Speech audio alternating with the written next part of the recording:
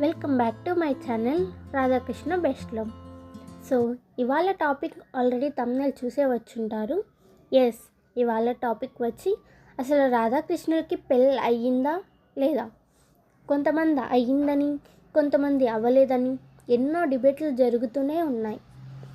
ఈ వీడియోతో అందరికీ కాకపోయినా కొంతమందికైనా అర్థమవుతుందని అనుకుంటూ సో లేట్ చేయకుండా వీడియోలోకి వెళ్ళిపోదాం. ఎస్, రాధాకృష్ణులకి పెళ్ళయింది.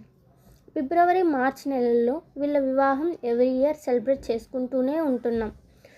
ఆ రోజుని పులేరా దూజ్ అని పిలుస్తారు. అయితే ఈ విషయం చాలామందికి అవగాహన అయితే లేదు. అసలు వీళ్ళ వివాహం ఎక్కడ జరిగింది, ఎలా జరిగింది అని తెలుసుకుందాం. Bhandirvan forest which is located in Vrindavan, Mathura డిస్టిక్లో ఉంటుంది. సో వీళ్ళ మ్యారేజ్ అక్కడ జరిగిందనమాట. స్వయంగా బ్రహ్మదేవుడే వచ్చి వీళ్ళ పెళ్ళి చేశారు.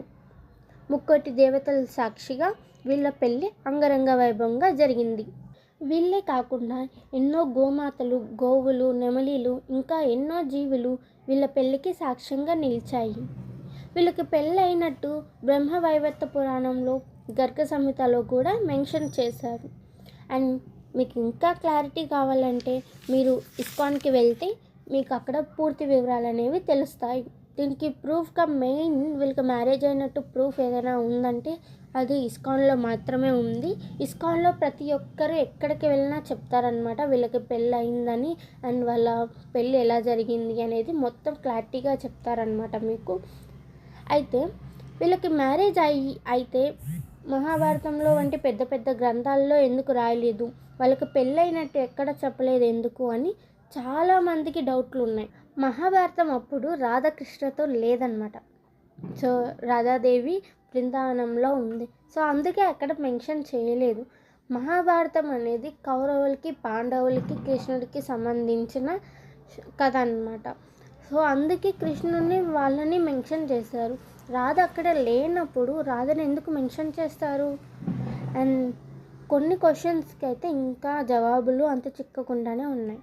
సో మన కృష్ణ లీలల గురించి ఎప్పుడు మనకి తెలిసినవే, ఎప్పుడు అంత చిక్కనట్లే ఉంటాయన్నమాట. సో వాటికి అసలు ఇలా ఎలా జరిగిద్ది, ఎందుకు జరిగిద్ది అన్న మన క్వశ్చన్స్కి కృష్ణుడు చేసి చూపిస్తారనమాట. అవే కృష్ణ లీలలు. సో అయితే వాళ్ళకి పెళ్ళి అయితే అయ్యింది. సో ఈ వీడియోతో కొంతమందికైనా క్లారిటీ వచ్చిందని అనుకుంటున్నాను. సో మీలో ఎంతమందికి కృష్ణుడు అంటే ఇష్టమో హరే కృష్ణ అని కామెంట్ చేయండి.